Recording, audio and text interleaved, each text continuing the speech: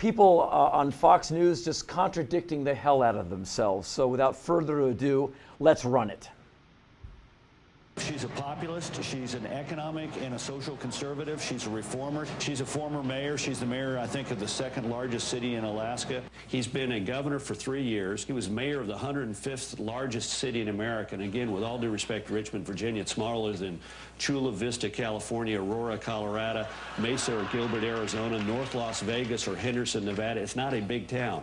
So if he were to pick Governor Kane, it would be an intensely political choice where he said, you know what, I'm really not first and foremost concerned with, is this person capable of being president of the United States?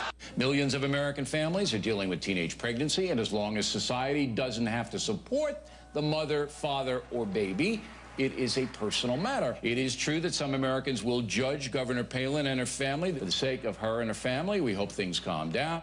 On a pinhead front, 16-year-old Jamie Lynn Spears is pregnant. The sister of Brittany says she is shocked.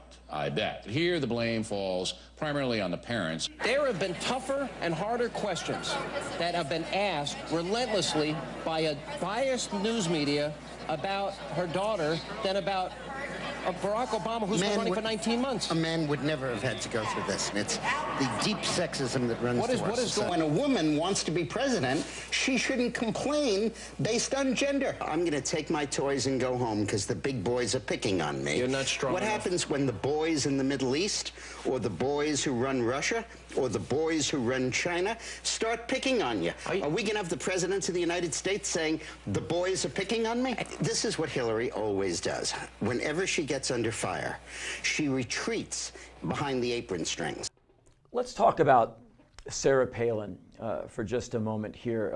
The things that she is lauded for are weak points when they talk about someone they don't like, and these clips are only weeks apart. Jonathan, the Republicans just, the truth does not matter to these people. Hypocrisy and contradiction will not get in their way. Do you think the media is complacent in letting these people get away with it? I mean, I really think they are. I mean, and a lot of that is kind of the, what's called sort of the Fox effect, this idea of balance, which is really kind of an, an illusion where if you have one person, telling the truth for a minute, you balance it out with a minute of lies, and then you don't tell anyone which is which. And that's somehow considered responsible reporting. Or, you have one scientist representing 20,000 saying that global warming is definitely happening. Then you have one guy who works out of his garage, and he gets equal time. And then you don't say who's right and who's wrong. So basically you've elevated that one guy in his garage to being equal to all the scientists in the world. And, it's just this idea that to tell the truth that hurts one side is actually being biased, which is a very, very damaging concept.